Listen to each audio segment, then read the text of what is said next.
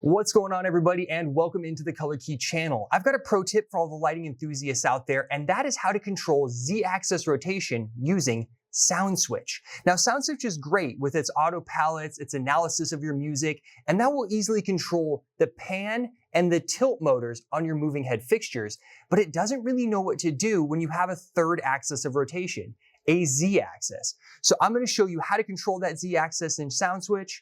Let's get into it.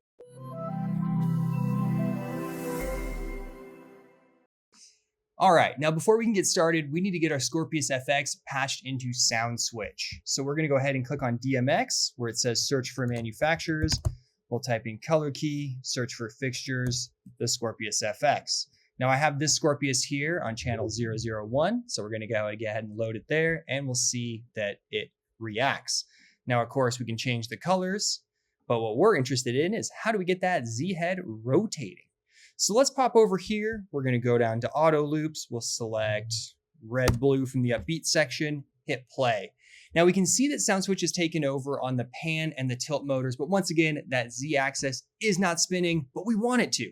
So how do we do that? Well, it's really quite simple, and we're gonna use attribute cues. So if we go over here to attribute cues, we're gonna click the plus symbol, create attribute cue, scroll down, double click on it, select the Scorpius FX, and there it is, Z rotation. Now, as I begin to turn up this slider, notice that the head is spinning. That's what we want. Looking at the manual, I can see that values 0 through 127 will give us a 360 movement static position of that head. 128 through 191 will give us a clockwise rotation, and 192 to 255 will give us a counterclockwise rotation. So let's go ahead and find a nice fast rotation somewhere around 134. I like that. So we're going to go ahead and apply it.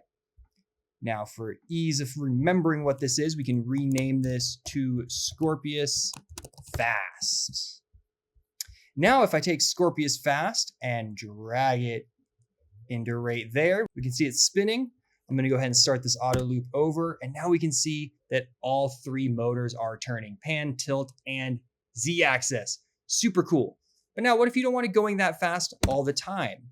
Maybe if you're on red smooth pulse, for example. We need something a little bit more mellow, but we still want it spinning. Same exact process. So we're going to go over to attribute cues, click the plus button, create attribute cue, scroll down, double click on it, select the Scorpius FX, go to Z rotation, and now let's find a parameter that gives us a nice slow rotation.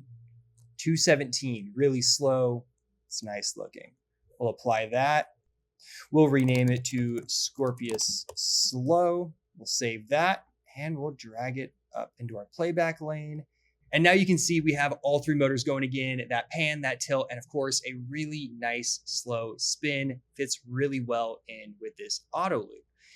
Now, of course, you can create attribute cues for all sorts of different things, and it might start to pile up down here. So how do you organize those? Just as easy. Click that plus button, hit attribute cue folder. We can rename that folder Scorpius Z, drag these in, and now that folder is expandable and collapsible, so we don't have to see them all the time. Now you can see that I've already done this in SoundSwitch for the Droid effects, another fantastic fixture by ColorKey. Go check it out.